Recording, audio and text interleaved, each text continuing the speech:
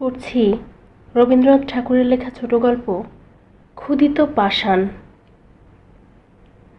আমি এবং আমার আত্মীয় পূজার ছুটিতে দেশ ভ্রমণ সারিয়া কলিকাতায় ফিরিয়া আসিতেছিলাম। এমন সময় রেলগাড়িতে বাবুটির সঙ্গে দেখা হয়।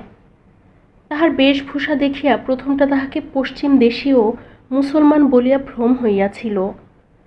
তাহার কথাবার্তা শুনিয়া আরও ধাঁধা লাগিয়া যায়। পৃথিবীর সকল বিষয়ে এমন করিয়া আলাপ করিতে লাগিলেন যেন তাহার সহিত প্রথম পরামর্শ করিয়া বিশ্ববিধাতা সকল কাজ করিয়া থাকেন। বিশ্ব সংসারের ভিতরে ভিতরে যে এমন সকল অশ্রুতপূর্ব নিগূঢ় ঘটনা ঘটিতেছিল, রুশিয়ানরা যে এতদূর অগ্রসর হইয়াছে, ইংরাজদের যে এমন সকল গোপন মতলব আছে, দেশীয় রাজাদের মধ্যে যে একটা খিচুড়ি পাকিয়া উঠিয়াছে, এ সমস্ত কিছুই না জানিয়া আমরা সম্পূর্ণ নিশ্চিন্ত হইয়াছিলাম। আমাদের নবপরিচিত আলাপিটি ঈষৎ হাসিয়া কহিলেন, কদনরণ জটভজনন বমর্ণন দদভদ্র ধধ। আমরা এই প্রথম ঘর ছাড়িয়া বাহির হইয়াছিলাম। সুতরাং লোকটির রকম সকম দেখিয়া অবাক হইয়া গেলাম। লোকটা সামান্য উপলক্ষে কখনো বিজ্ঞান বলে, কখনো বেদের ব্যাখ্যা করে, আবার হঠাৎ কখনো পার্সির বয়েত আওড়াইতে থাকে। বিজ্ঞান, বেদ এবং পার্সি ভাষায় আমাদের কোনরূপ অধিকার না থাকাতে তাহার প্রতি আমাদের ভক্তি উত্তরোত্তর বাড়িতে লাগিল। এমনকি আমার থিওসফিস্ট আত্মীয়টির মনে দৃঢ় বিশ্বাস হইল যে আমাদের এই সহযাত্রীর সহিত কোনো এক রকমের অলৌকিক ব্যাপারের কিছু একটা যোগ আছে, কোনো একটা অপূর্ব ম্যাগনেটিজম অথবা দৈব শক্তি অথবা সূক্ষ্ম শরীর অথবা ওই ভাবের একটা কিছু। তিনি এই অসামান্য লোকের সমস্ত সামান্য কথাও ভক্তিবিহ্বল মুগ্ধভাবে শুনিতেছিলেন এবং গোপনে নোট করিয়া লইতেছিলেন। আমার ভাবে বোধ হইল অসামান্য ব্যক্তিটিও গোপনে তাহা বুঝিতে পারিয়াছিলেন এবং কিছু খুশি হইয়াছিলেন। গাড়িটি আসিয়া জংশনে থামিলে আমরা দ্বিতীয় গাড়ির অপেক্ষায় ওয়েটিং রুমে সমবেত হইলাম। তখন রাত্রি 10:30। পথের মধ্যে একটা কি ব্যাঘাত হওয়াতে গাড়ি অনেক বিলম্বে আসিবে শুনিলাম। আমি ইতিমধ্যে টেবিলের উপর বিছানা পাতিয়া ঘুমাইব স্থির করিয়াছি। এমন সময়ে সেই অসামান্য ব্যক্তিটি নিম্নলিখিত গল্প ফাঁদিয়া বসিলেন। সে রাত্রে আমার আর ঘুম হইল না। রাজ্য চালনা সম্বন্ধে দুই একটা বিষয়ে মতান্তর হওয়াতে আমি জুনাগড়ের কর্ম ছাড়িয়া দিয়া হায়দ্রাবাদে যখন নিজাম সরকারে প্রবেশ করিলাম, তখন আমাকে অল্প বয়স্ক ও মজবুত লোক দেখিয়া প্রথমে বরিচে তুলার মাসল আদায়ে নিযুক্ত করিয়া দিল। বরিচ জায়গাটি বড় রমণীয়। নির্জন পাহাড়ের নিচে বড় বড় বনের ভিতর দিয়া সুস্তার নদীটি উপল মুখরিত পথে নিপুণা নর্তকীর মতো পদে পদে বাঁকিয়া বাঁকিয়া দ্রুত নৃত্যে চলিয়া গিয়াছে। ঠিক সেই নদীর ধারেই পাথর বাঁধানো 150 সোপানময় অত্যুচ্চ ঘাটের উপরে একটি শ্বেত পাথরের প্রাসাদ শৈল পদমূলে একাকী দাঁড়াইয়া আছে। নিকটে কোথাও লোকালয় নাই। বরিচের তুলার হাট এবং গ্রাম এখান হইতে দূরে। প্রায় 250 বৎসর পূর্বে দ্বিতীয় শাহ মাহমুদ ভোগ বিলাসের জন্য প্রাসাদটি এই নির্জন স্থানে নির্মাণ করিয়াছিলেন।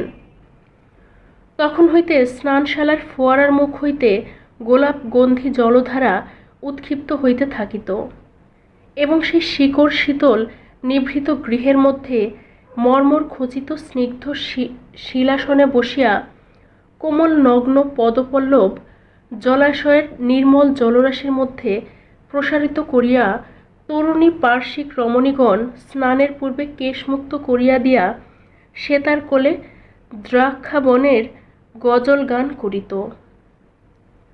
এখন আর সে ফোয়ারা খেলে না, সে গান নাই। সাদা পাথরের উপর শুভ্র চরণের সুন্দর আঘাত পড়ে না। এখন ইহা আমাদের মতো নির্জন বাসপীড়িত সঙ্গিনীহীন মাসুল কালেক্টরের অতি বৃহৎ এবং অতি শূন্য বাসস্থান। কিন্তু আপিসের বৃদ্ধ কেরানি করিম খাঁ আমাকে এই প্রাসাদে বাস করিতে বারংবার নিষেধ করিয়াছিল, বলিয়াছিল ইচ্ছা হয় দিনের বেলা থাকিবেন, কিন্তু কখনো এখানে রাত্রি যাপন করিবেন না। আমি হাসিয়া উড়াইয়া দিলাম। ভৃত্যেরা বলিল সন্ধ্যা পর্যন্ত কাজ করিবে, কিন্তু রাত্রি এখানে থাকিবে না। আমি বলিলাম তথাস্ত। এ বাড়ির এমন বদনাম ছিল যে রাত্রে চোরও এখানে আসিতে সাহস করিত না। প্রথম প্রথম আসিয়া এই পরিত্যক্ত পাষাণ প্রাসাদের বিজনতা আমার বুকের উপর যেন একটা ভয়ঙ্কর ভারের মতো চাপিয়া থাকিত। আমি যতটা পারিতাম বাহিরে থাকিয়া অবিশ্রাম কাজকর্ম করিয়া রাত্রে ঘরে ফিরিয়া শ্রান্ত দেহে নিদ্রা দিতাম। কিন্তু সপ্তাহখানেক না যাইতেই বাড়িটার এক অপূর্ব নেশা আমাকে ক্রমশ আক্রমণ করিয়া ধরিতে লাগিল। আমার সে অবস্থা বর্ণনা করাও কঠিন এবং সে কথা লোককে বিশ্বাস করানোও শক্ত। সমস্ত বাড়িটা একটা সজীব পদার্থের মতো আমাকে তাহার জঠরস্থ মোহরসে অল্পে অল্পে যেন জীর্ণ করিতে লাগিল। বোধহয় এ বাড়িতে পদার্পণ মাত্রেই এ প্রক্রিয়ার আরম্ভ হইয়াছিল। কিন্তু আমি যেদিন সচেতনভাবে প্রথম ইহার সূত্রপাত অনুভব করি সেদিনকার কথা আমার স্পষ্ট মনে আছে।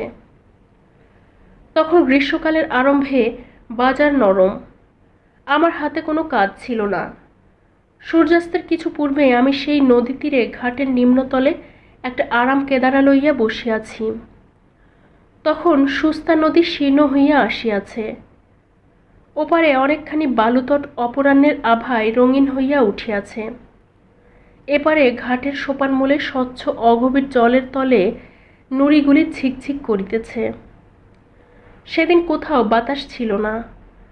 নিকটের পাহাড়ে বন তুলসী পুদিনা ও মৌরির জঙ্গল হইতে একটা ঘন সুগন্ধ উঠিয়া স্থির আকাশকে ভারাক্রান্ত করিয়া রাখিয়াছিল। সূর্য যখন গিরি শিখরের অন্তরালে অবতীর্ণ হইল, তৎক্ষণাৎ দিবসের নাট্যশালায় একটা দীর্ঘ ছায়া জবনিকা পড়িয়া গেল। এখানে পর্বতের ব্যবধান থাকাতে সূর্যাস্তের সময় আলো আধারের সম্মিলন অধিকক্ষণ স্থায়ী হয় না। ঘোড়ায় চড়িয়া একবার ছুটিয়া বেড়াইয়া আসিব মনে করিয়া উঠিব উঠিব করিতেছি, এমন সময় সিঁড়িতে পায়ের শব্দ শুনিতে পাইলাম। পিছনে ফিরিয়া দেখিলাম কেহ নাই। ইন্দ্রিয়ের ভ্রম মনে করিয়া পুনরায় ফিরিয়া বসিতেই একেবারে অনেকগুলি পায়ের শব্দ শোনা গেল, যেন অনেকে মিলিয়া ছোটাছুটি করিয়া নামিয়া আসিতেছে। ঈষৎ ভয়ের সহিত এক অপরূপ পুলক মিশ্রিত হইয়া আমার সর্বাঙ্গ পরিপূর্ণ করিয়া তুলিল। যদিও আমার সম্মুখে কোনো মূর্তি ছিল না, তথাপি স্পষ্ট প্রত্যক্ষবৎ মনে হইল যে এই গ্রীষ্মের সায়াহ্নে একদল প্রমোদ চঞ্চল নারী সুস্তার জলের মধ্যে স্নান করিতে নামিয়াছে। যদিও সেই সন্ধ্যাকালে নিস্তব্ধ গিরিতটে নদী তীরে নির্জন প্রাসাদে কোথাও কিছুমাত্র শব্দ ছিল না, তথাপি আমি যেন স্পষ্ট শুনিতে পাইলাম। নির্ঝরের শতধারার মতো সকৌতুক কলহাস্যের সহিত পরস্পরের দ্রুত অনুধাবন করিয়া আমার পার্শ্ব দিয়া স্নানার্থিনীরা চলিয়া গেল। আমাকে যেন লক্ষ্য করিল না। তাহারা যেমন আমার নিকট অদৃশ্য, আমি যেন সেইরূপ তাহাদের নিকট অদৃশ্য।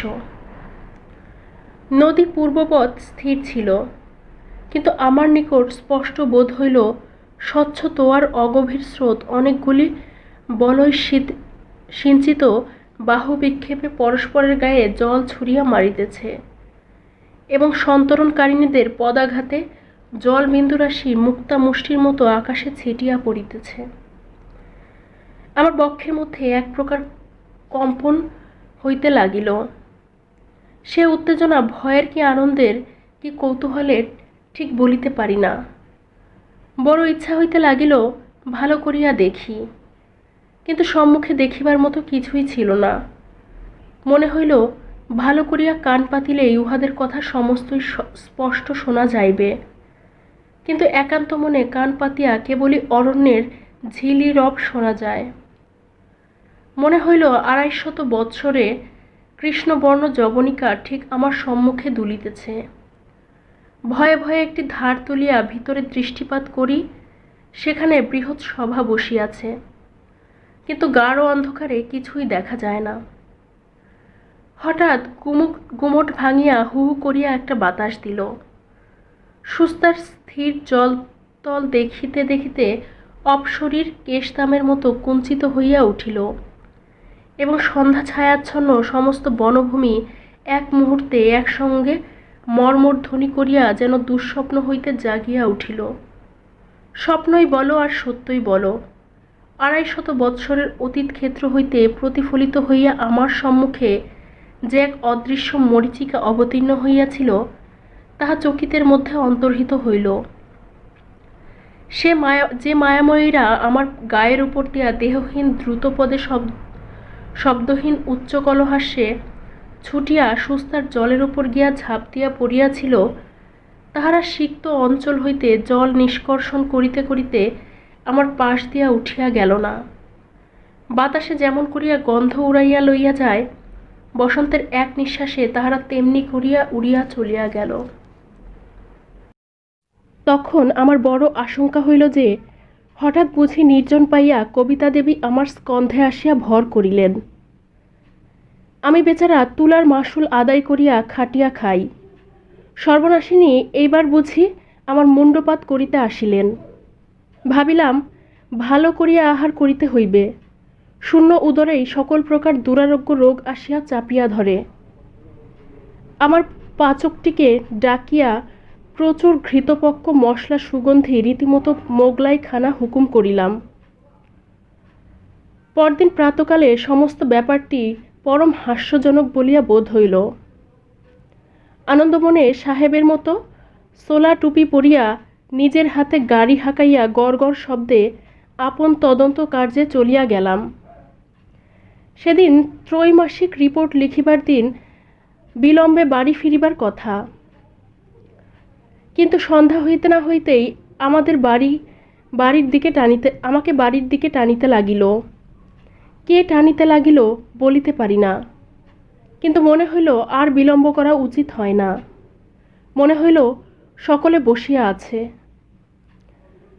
রিপোর্ট অসমাপ্ত রাখিয়া সোলার টুপি মাথায় দিয়া সেই সন্ধ্যা ধূসর তরুচ্ছায়াঘন নির্জন পথ রথ চক্র শব্দে সচকিত করিয়া সেই অন্ধকার শৈলান্তবর্তী নিস্তব্ধ প্রকাণ্ড প্রাসাদে গিয়া উত্তীর্ণ হইলাম।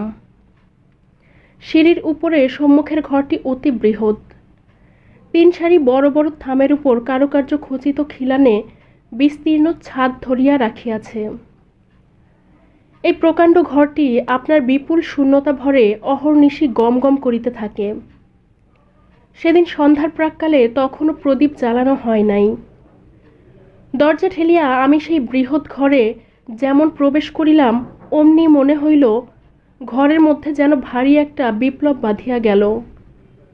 যেন হঠাৎ সভা ভঙ্গ করিয়া চারিদিকে দরজা জানালা, ঘর, পথ, বারান্দা দিয়া কে কোন দিকে পলাইল তার ঠিকানা নাই।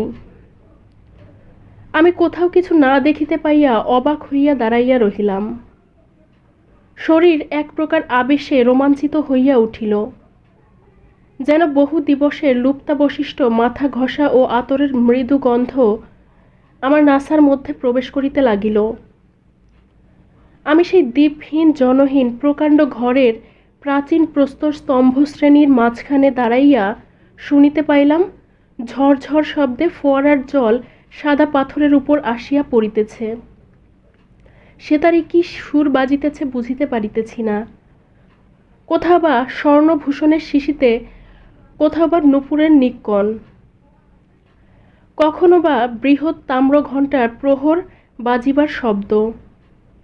অতি দূরে নহবতের আলাপ, বাতাসে দোদুল্যমান ঝড়ের স্ফটিক দোলকগুলির ঠুন ঠুন ধ্বনি, বারান্দা হইতে খাঁচার বুলবুলের গান, বাগান হইতে পোষা সারসের ডাক আমার চতুর্দিকে একটা প্রেত লোকের রাগিনী সৃষ্টি করিতে লাগিল।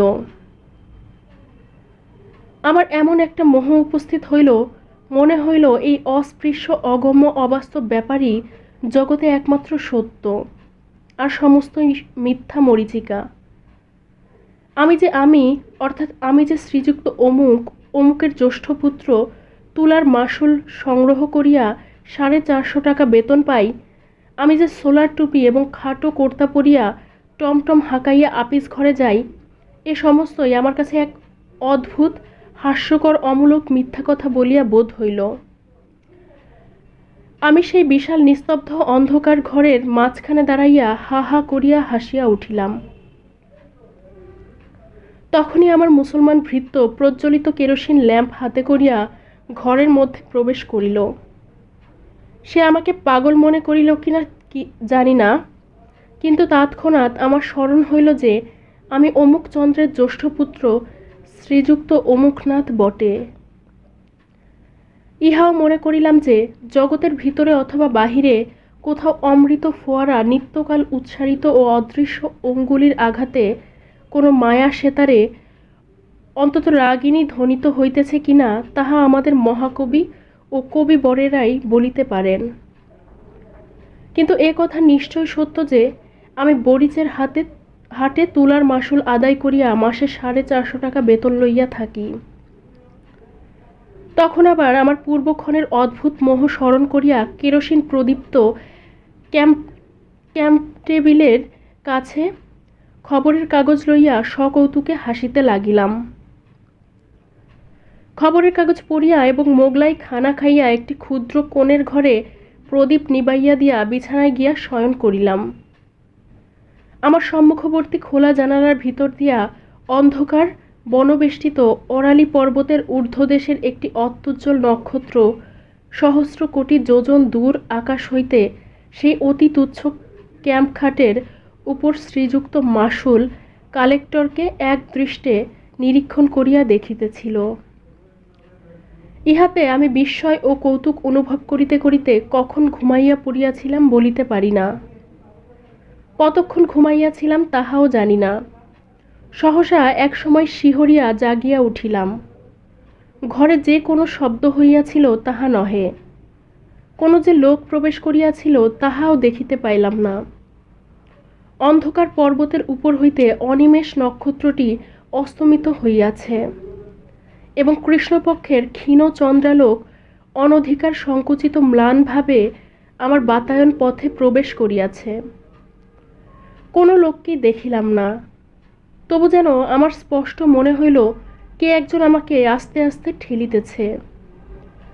আমি জাগিয়া উঠিতেই সে কোনো কথা না বলিয়া কেবল যেন তাহার অঙ্গুলি খচিত 5 আঙ্গুলির ইঙ্গিতে অতি সাবধানে তাহার অনুসরণ করিতে আদেশ করিল।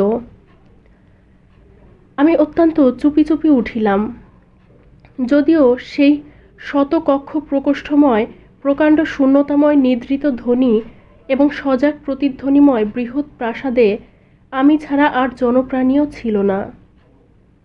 তথাপি পদে পদে ভয় হইতে লাগিল, পাছে কেহ জাগিয়া ওঠে। প্রাসাদের অধিকাংশ ঘর রুদ্ধ থাকিত এবং সে সকল ঘরে আমি কখনো যাই নাই। সে রাত্রে নিঃশব্দ পদবিক্ষেপে সংযত নিঃশ্বাসে সেই অদৃশ্য আহ্বান রূপিণীর অনুসরণ করিয়া আমি যে কোথা দিয়ে কোথায় যাইতেছিলাম আজ তাহা স্পষ্ট করিয়া বলিতে পারি না।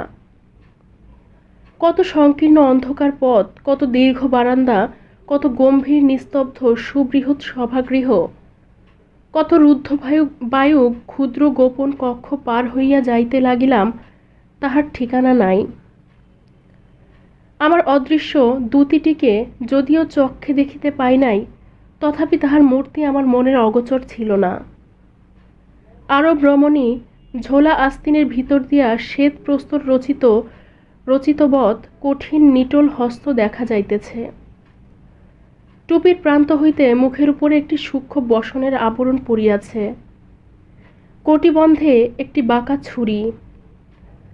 আমার মনে হইল আরব্য উপন্যাসের একাধিক সহস্র রজনীর একটি রজনী আজ উপন্যাস লোক হইতে উড়িয়া আসিয়াছে। আমি যেন অন্ধকার নিশীথে সুপ্তিমগ্ন বোগদাদের নির্বাপিত দ্বীপ সংকীর্ণ পথে কোনো এক সংকট সংকুল অভিসারে যাত্রা করিয়াছি। অবশেষে আমার দূতি একটি ঘন নীল পর্দার সম্মুখে সহসা থমকিয়া দাঁড়াইয়া যেন নিম্নে অঙ্গুলি নির্দেশ করিয়া দেখাইল। নিম্নে কিছুই ছিল না, কিন্তু ভয়ে আমার বক্ষের রক্ত স্তম্ভিত হইয়া গেল। আমি অনুভব করিলাম সেই পর্দার সম্মুখে ভূমিতলে কিংখাবের সাজ পরা একটি ভীষণ কাফরি খোঁজা কোলের উপর খোলা তলোয়ার লইয়া 2 পা ছড়াইয়া দিয়া বসিয়া বসিয়া ঢুলিতেছে। দুটি লঘু গতিতে তাহার 2 পা ডিঙ্গাইয়া পর্দার এক প্রান্তদেশ তুলিয়া ধরিল। ভিতর হইতে একটি পারস্য গালিচা পাতা ঘরের কিয়দংশ দেখা গেল। তক্তের উপরে কে বসিয়া আছে দেখা গেল না। কেবল জাফরান রঙের স্ফীত পায়জামার নিম্নভাগে জরির চটি পরা 2খানি সুন্দর চরণ গোলাপি মখমল আসনের উপর অলসভাবে স্থাপিত রহিয়াছে দেখিতে পাইলাম। মেজের এক পার্শ্বে একটি নীলাভ স্ফটিক পাত্রে কতগুলি আপেল, নাশপাতি, নারাঙ্গি এবং প্রচুর আঙুরের গুচ্ছ, এবং তাহার পাশে 2টি ছোট পেয়ালা ও একটি স্বর্ণাভ মদিরার কাঁচপাত্র অতিথির জন্য অপেক্ষা করিয়া আছে। ঘরের ভিতর হইতে একটি অপূর্ব ধূপের এক প্রকার মাদক সুগন্ধি ধূম্র আসিয়া আমাকে বিহ্বল করিয়া দিল। আমি কম্পিত বক্ষে সেই খোঁজার প্রসারিত পদদ্বয় যেমন লঙ্ঘন করিতে গেলাম, অমনি সে চমকিয়া উঠিল। তাহার কোলের উপর হইতে তলোয়ার পাথরের মেজে শব্দ করিয়া পড়িয়া গেল। সহসা একটা বিকট চিৎকার শুনিয়া চমকিয়া দেখিলাম আমার সেই ক্যাম্প খাটের উপরে ঘর্মাক্ত কলেবরে বসিয়া আছি। ভোরের আলোয় কৃষ্ণপক্ষের খণ্ডচাঁদ জাগরণ কিষ্ট রোগীর মতো পাণ্ডুবর্ণ হইয়া গেছে, এবং আমাদের পাগলা মেহের আলী তাহার প্রাত্যহিক প্রথা অনুসারে প্রত্যুষের জনশূন্য পথে তফাৎ যাও করিয়া চিৎকার করিতে করিতে চলিয়াছে। এইরূপে আমার আরব্য উপন্যাসের এক রাত্রি আকস্মাৎ শেষ হইল, কিন্তু এখনও 100 রজনী বাকি আছে। আমার দিনের সহিত রাত্রির ভারী একটা বিরোধ বাঁধিয়া গেল। দিনের বেলায় শ্রান্ত ক্লান্ত দেহে কর্ম করিতে যাইতাম এবং শূন্য স্বপ্নময়ী মায়াবিনী রাত্রিকে অভিসম্পাত করিতে থাকিতাম। আবার সন্ধ্যার পরে আমার দিনের বেলাকার কর্মবদ্ধ অস্তিত্বকে অত্যন্ত তুচ্ছ, মিথ্যা এবং হাস্যকর বলিয়া বোধ হইত। সন্ধ্যার পরে আমি একটা নেশার জালের মধ্যে বিহ্বলভাবে জড়াইয়া পড়িতাম।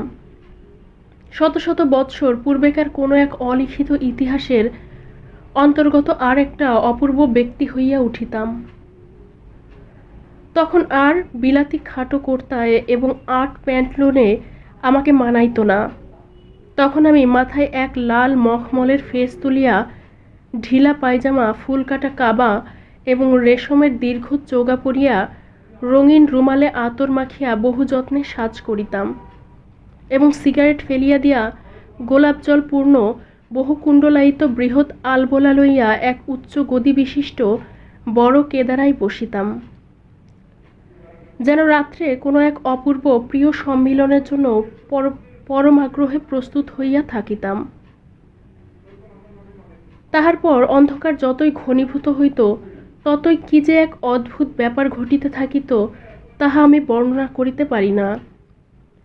ঠিক যেন একটা চমৎকার গল্পের কতগুলি ছিন্ন অংশ বসন্তের আকস্মিক বাতাসে এই বৃহৎ প্রাসাদের বিচিত্র ঘরগুলির মধ্যে উড়িয়া বেড়াইত। খানিকটা দূর পর্যন্ত পাওয়া যাইত, তাহার পরে আর শেষ দেখা যাইত না। আমিও সেই ঘূর্ণমান বিচ্ছিন্ন অংশগুলির অনুসরণ করিয়া সমস্ত রাত্রি ঘরে ঘরে ঘুরিয়া বেড়াইতাম। এই খণ্ড স্বপ্নের আবর্তনের মধ্যে এই কচিত হেনার গন্ধ, কচিত সেতারের গন্ধ, কচিত সুর ভিজল শিকড় মিশ্র বায়ুর হিল্লোলের মধ্যে একটি নায়িকাকে ক্ষণে ক্ষণে বিদ্যুৎ শিখার মতো চকিতে দেখিতে পাইতাম। তাহারই জাফরান রঙের পায়জামা এবং 2টি শুভ্র রক্তিম কোমল পায়ে বক্র শীর্ষ জরির চটি পরা, বক্ষে অতি পিনদ্ধ জরির ফুলকাটা কাচুলি আবদ্ধ, মাথায় একটি লাল টুপি এবং তাহা হইতে সোনার ঝালর ঝুলিয়া তাহার শুভ্র ললাট এবং কপল বেষ্টন করিয়াছে। সে আমাকে পাগল করিয়া দিয়াছিল। আমি তাহারই অভিসারে প্রতি রাত্রে নিদ্রার রসাতল রাজ্যে স্বপ্নের জটিল পথ সংকুল মায়াপুরীর মধ্যে গলিতে গলিতে কক্ষে কক্ষে ভ্রমণ করিয়া বেড়াইয়াছি। একদিন সন্ধ্যার সময় বড় আয়নার দুই দিকে দুই বাতি জ্বালাইয়া যত পূর্বক শাহজাদার মতো সাজ করিতেছি, এমন সময় হঠাৎ দেখিতে পাইতাম আয়নায় আমার প্রতিবিম্বের পার্শ্বে ক্ষণিকের জন্য সেই তরুণী ইরানীর ছায়া আসিয়া পড়িল। পলকের মধ্যে গ্রীবা বাঁকাইয়া তাহার ঘন কৃষ্ণ বিপুল চক্ষু তারকায় সুগভীর আবেগতীব্র বেদনাপূর্ণ আগ্রহ কটাক্ষপাত করিয়া সরস সুন্দর বিম্বাধরে একটি অস্ফুট ভাষার আভাসমাত্র দিয়া লঘু ললিত নৃত্যে আপন যৌবন পুষ্পিত দেহলতাটিকে দ্রুত বেগে ঊর্ধ্বাভিমুখে আবর্তিত করিয়া মুহূর্তকালের মধ্যে বেদনার বাসনা ও বিভ্রমের হাস্য কটাক্ষ ও ভূষণজ্যোতির স্ফুলিঙ্গ বৃষ্টি করিয়া দর্পণেই মিলাইয়া গেল। গিরিকাননের সমস্ত সুগন্ধ লুণ্ঠন করিয়া একটি উদ্দাম বায়ুর উচ্ছ্বাস আসিয়া আমার দুইটা বাতি নিবাইয়া দিত। আমি সাজসজ্জা ছাড়িয়া দিয়া বেশ গৃহের প্রান্তবর্তী শয্যাতলে পুলকিত দেহে মুদ্রিত নেত্রে শয়ন করিয়া থাকিতাম। আমার চারিদিকে সেই বাতাসের মধ্যে সেই অরালি গিরিকুঞ্জের সমস্ত মিশ্রিত সৌরভের মধ্যে যেন অনেক আদর, অনেক চুম্বন, অনেক কোমল করস্পর্শ নিভৃত অন্ধকার পূর্ণ করিয়া ভাসিয়া বেড়াইত। কানের কাছে অনেক কলগুঞ্জন শুনিতে পাইতাম। আমার কপালের উপর সুগন্ধ নিঃশ্বাস আসিয়া পড়িত এবং আমার কপলে একটি মৃদু সৌরভ রমণীয় সুকোমল ওড়না বারংবার উড়িয়া উড়িয়া আসিয়া স্পর্শ করিত। অল্পে অল্পে যেন একটি মোহিনী সর্পিণী তাহার মাদক বেষ্টনে আমার সর্বাঙ্গ বাঁধিয়া ফেলিত। আমি গাঢ় নিঃশ্বাস ফেলিয়া অসার দেহের সুগভীর নিদ্রায় অভিভূত হইয়া পড়িতাম। একদিন অপরাহ্নে আমি ঘোড়ায় চড়িয়া বাহির হইব সংকল্প করিলাম। কে আমাকে নিষেধ করিতে লাগিল জানি না, কিন্তু সেদিন নিষেধ মানিলাম না। একটা কাষ্ঠদণ্ডে আমার সাহেবী হ্যাট এবং খাটো কর্তা দুলিতেছিল। পাড়িয়া লইয়া পরিবার উপক্রম করিতেছি। এমন সময় সুস্তা নদীর বালি এবং অরালি পর্বতের শুষ্ক পল্লবরাশির ধ্বজা তুলিয়া হঠাৎ একটা প্রবল ঘূর্ণা বাতাস আমার সেই কর্তা এবং টুপি ঘুরাইতে ঘুরাইতে লইয়া চলিল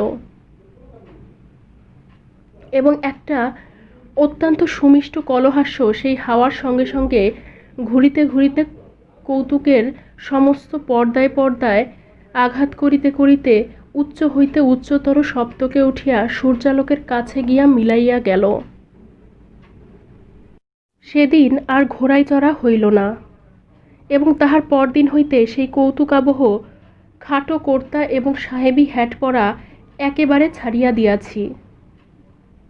আবার সেই দিন অর্ধরাত্রে বিছানার মধ্যে উঠিয়া বসিয়া শুনিতে পাইলাম কে যেন গুমরিয়া গুমরিয়া বুক ফাটিয়া ফাটিয়া কাঁদিতেছে। যেন আমার খাটের নিচে, মেঝের নিচে এই বৃহৎ প্রাসাদের পাষাণ ভিত্তির তলবর্তী একটা আর্দ্র অন্ধকার গোরের ভিতর হইতে কাঁদিয়া কাঁদিয়া বলিতেছে, তুমি আমাকে উদ্ধার করিয়া লইয়া যাও। কঠিন মায়া, গভীর নিদ্রা, নিষ্ফল স্বপ্নের সমস্ত দ্বার ভাঙিয়া ফেলিয়া তুমি আমাকে ঘোড়ায় তুলিয়া তোমার বুকের কাছে চাপিয়া ধরিয়া বনের ভিতর দিয়া, পাহাড়ের উপর দিয়া, নদী পার হইয়া তোমাদের সূর্যালোকিত ঘরের মধ্যে আমাকে লইয়া যাও। আমাকে উদ্ধার করো। আমি কে? আমি কেমন করিয়া উদ্ধার করিব? আমি এই ঘূর্ণমান পরিবর্তমান স্বপ্ন প্রবাহের মধ্য হইতে কোন মজ্জমানা কামনা সুন্দরীকে তীরে টানিয়া তুলিব। তুমি কবে ছিলে, কোথায় ছিলে হে দিব্যরূপিণী? তুমি কোন শীতল উৎসের তীরে খর্জুরকু ছায়ায় কোনো গৃহহীনা মরুবাসিনীর কোলে জন্মগ্রহণ করিয়াছিলে? তোমাকে কোন বেদুইন দস্যু বনলতা হইতে পুষ্পকোরকের মতো মাতৃক্রোড় হইতে ছিন্ন করিয়া বিদ্যুৎগামী অশ্বের উপরে চড়াইয়া জ্বলন্ত বালুকারাশি পার হইয়া কোন রাজপুরীর দাসীহাটে বিক্রয়ের জন্য লইয়া গিয়াছিল? সেখানে কোন বাদশাহের ভৃত্য তোমার নববিকশিত সলজ্জকাতর যৌবন শোভা নিরীক্ষণ করিয়া স্বর্ণমুদ্রা গনিয়া দিয়া সমুদ্র পার হইয়া তোমাকে সোনার শিবিকায় বসাইয়া প্রভু গৃহের অন্তঃপুরে উপহার দিয়াছিল। সেখানে সে কি ইতিহাস! সেই সারঙ্গীর সঙ্গীত, নূপুরের নিক্কণ এবং সিরাজের সুবর্ণ মদিরার মধ্যে ছুরির ঝলক, বিষের জ্বালা, কটাক্ষের আঘাত। কি অসীম ঐশ্বর্য, কি অনন্ত কারাগার! দুই দিকে দুই দাসী বলয়ের হীরকে বেজুলি খেলাইয়া চামর দুলাইতেছে। শাহেনশাহ বাদশাহ শুভ্র চরণের তলে মণিমুক্তা খচিত পাদুকার কাছে লুটাইতেছে।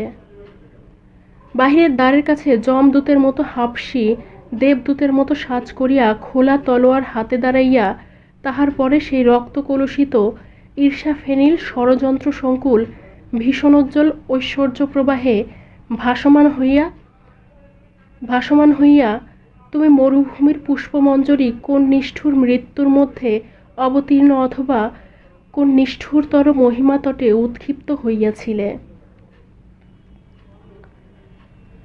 এমন সময় হঠাৎ সেই পাগলা মেহের আলী চিৎকার করিয়া উঠিল, তফাৎ যাও, তফাৎ যাও, সব ঝুঠে, সব ঝুঠে। চাহিয়া দেখিলাম সকাল হইয়াছে। চাপরাশি ডাকের চিঠিপত্র লইয়া আমার হাতে দিল এবং পাচক আসিয়া সেলাম করিয়া জিজ্ঞাসা করিল, আজ কিরূপ খানা প্রস্তুত করিতে হইবে? আমি কহিলাম, না, আর এ বাড়িতে থাকা হয় না। সেই দিনই আমার জিনিসপত্র তুলিয়া আপিস ঘরে গিয়া উঠিলাম। আপিসের বৃদ্ধ কেরানি করিম খাঁ আমাকে দেখিয়া ঈষৎ হাসিল। আমি তাহার হাসিতে বিরক্ত হইয়া কোনো উত্তর না করিয়া কাজ করিতে লাগিলাম। যত বিকাল হইয়া আসিতে লাগিল ততই অন্যমনস্ক হইতে লাগিলাম। মনে হইতে লাগিল এখনই কোথায় যাইবার আছে। তুলার হিসাব পরীক্ষার কাজটা নিতান্ত অনাবশ্যক মনে হইল। নিজামের নিজামতো আমার কাছে বেশি কিছু বোধ হইল না। যাহা কিছু বর্তমান, যাহা কিছু আমার চারিদিকে চলিতেছে, ফিরিতেছে, খাটিতেছে, খাইতেছে, সমস্তই আমার কাছে অত্যন্ত দীন, অর্থহীন, অকিঞ্চিৎকর বলিয়া বোধ হইল। আমি কলম ছুঁড়িয়া ফেলিয়া বৃহৎ খাতা বন্ধ করিয়া তৎক্ষণাৎ টমটম চড়িয়া ছুটিলাম। দেখিলাম টমটম ঠিক গোধূলি মুহূর্তে আপনি সেই পাষাণ প্রাসাদের দ্বারে গিয়া থামিল। দ্রুত পদে সিঁড়িগুলি উত্তীর্ণ হইয়া ঘরের মধ্যে প্রবেশ করিলাম। আজ সমস্ত নিস্তব্ধ। অন্ধকার ঘরগুলি যেন রাগ করিয়া মুখ ভার করিয়া আছে। অনুতাপে আমার হৃদয় উদ্বেলিত হইয়া উঠিতে লাগিল। কিন্তু কাহাকে জানাইব, কাহার নিকট মার্জনা চাহিব, খুঁজিয়া পাইলাম না। আমি শূন্য মনে অন্ধকার ঘরে ঘরে ঘুরিয়া বেড়াইতে লাগিলাম। ইচ্ছা করিতে লাগিল একখানা যন্ত্র হাতে লইয়া কাহাকেও উদ্দেশ্য করিয়া গান গাহি। বলি, হে বন্যী, হে পতঙ্গ, যে পতঙ্গ তোমাকে ফেলিয়া পলাইবার চেষ্টা করিয়াছিল সে আবার মরিবার জন্য আসিয়াছে। এবার তাকে মার্জনা করো, তাহার দুই পক্ষ দগ্ধ করিয়া দাও, ভস্মসাৎ করিয়া ফেলো। হঠাৎ উপর হইতে আমার কপালে দুই ফোঁটা অশ্রুজল পড়িল। সেদিন অরালি পর্বতের চূড়ায় ঘনঘোর মেঘ করিয়া আসিয়াছিল। অন্ধকার অরণ্য এবং সুস্তার মসীবর্ণ জল একটি ভীষণ প্রতীক্ষায় স্থির হইয়াছিল। জল, স্থল, আকাশ সহসা শিহরিয়া উঠিল এবং আকস্মাৎ একটা বিদ্যুৎ তন্ত্র বিকশিত ঝড় শৃঙ্খল ছিন্ন উন্মাদের মতো পথহীন সুদূর বনের ভিতর দিয়া আর্ত চিৎকার করিতে করিতে ছুটিয়া আসিল। প্রাসাদের বড় বড় শূন্য ঘরগুলা সমস্ত দ্বার আছড়াইয়া তীব্র বেদনায় হু হু করিয়া কাঁদিতে লাগিল। আজ ভৃত্যগণ সকলেই আপিস ঘরে ছিল। এখানে আলো জ্বালাইবার কেহ ছিল না। সেই মেঘাচ্ছন্ন অমাবস্যার রাত্রে গৃহের ভিতরকার নিকষ কৃষ্ণ অন্ধকারের মধ্যে আমি স্পষ্ট অনুভব করিতে লাগিলাম একজন রমণী পালঙ্কের তলদেশে গালিচার উপরে উপর হইয়া পড়িয়া দুই দৃঢ় বদ্ধ মুষ্টিতে আপনার আলুলায়িত কেশজাল টানিয়া ছিঁড়িতেছে। তাহার গৌরবর্ণ ললাট দিয়া রক্ত ফাটিয়া পড়িতেছে। কখনো সে শুষ্ক তীব্র অট্টহাসে হা হা করিয়া হাসিয়া উঠিতেছে, কখনো ফুলিয়া ফুলিয়া ফাটিয়া ফাটিয়া কাঁদিতেছে। দুই হস্তে বক্ষের কাচুলি ছিঁড়িয়া ফেলিয়া অনাবৃত বক্ষে আঘাত করিতেছে। মুক্ত বাতায়ন দিয়া বাতাস গর্জন করিয়া আসিতেছে এবং মুষলধারে বৃষ্টি আসিয়া তাহার সর্বাঙ্গ অভিষিক্ত করিয়া দিতেছে। সমস্ত রাত্রি ঝড়ও থামে না, ক্রন্দনও থামে না। আমি নিষ্ফল পরিতাপে ঘরে ঘরে অন্ধকারে ঘুরিয়া বেড়াইতে লাগিলাম। কেহ কোথাও নাই। কাহাকে সান্ত্বনা করিব? এই প্রচণ্ড অভিমান কাহার? এই অশান্ত আক্ষেপ কোথা হইতে উত্থিত হইতেছে? পাগল চিৎকার করিয়া উঠিল, তফাৎ যাও, তফাৎ যাও, সব ঝুঠে, সব ঝুঠে।